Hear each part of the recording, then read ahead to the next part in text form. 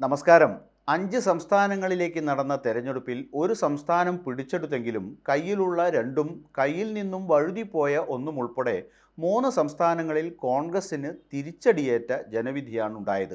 എങ്കിലും അവിടെയൊന്നും തങ്ങളുടെ അടിസ്ഥാന വോട്ട് ചോർന്നിട്ടില്ലെന്ന് തെളിയിക്കാൻ കോൺഗ്രസിന് കഴിഞ്ഞിട്ടുണ്ട്.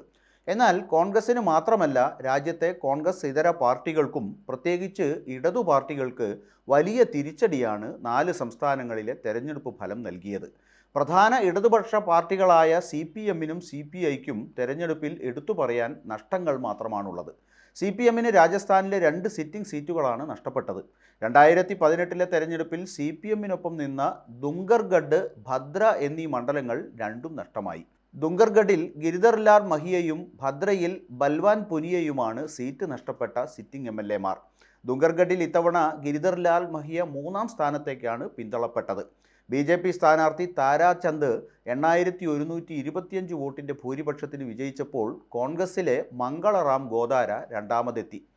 ഭദ്ര മണ്ഡലത്തിൽ BJP സ്ഥാനാർത്ഥി സഞ്ജീവ് കുമാറിനോട് 1132 വോട്ടുകൾക്കാണ് ബൽവാൻ പൂനിയ പരാജയപ്പെട്ടത്.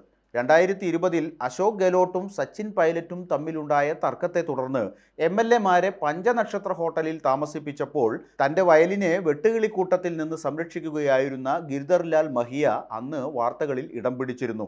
രാജസ്ഥാനിൽ 17 സീറ്റുകളിലാണ് ഇത്തവണ CPM മത്സരിച്ചത്. ഒടുവിൽ ലഭിക്കുന്ന കണക്കുകൾ പ്രകാരം 0.96% വോട്ടുകൾ മാത്രം നേടാൻ കഴിഞ്ഞ CPM സംസ്ഥാനത്ത് നോട്ടയേക്കാൾ പിന്നിലാണ്. 0.04% വോട്ടാണ് CPI-ക്ക് ലഭിച്ചത്. 0.01% മാത്രമാണ് CPI-ML നേടിയത്. അതേസമയം തെലങ്കാനയിൽ CPI അക്കൗണ്ട് തുറന്നു.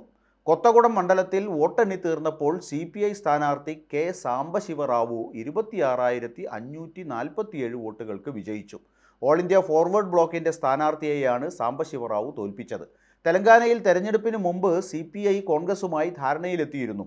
കൊത്തഗുഡം മണ്ഡലത്തിലെ സീറ്റും അധികാരത്തിലെത്തിയാൽ 2 MLC സീറ്റുകളുമാണ് CPI-ക്ക് കോൺഗ്രസ് നൽകിയ വാഗ്ദാനം.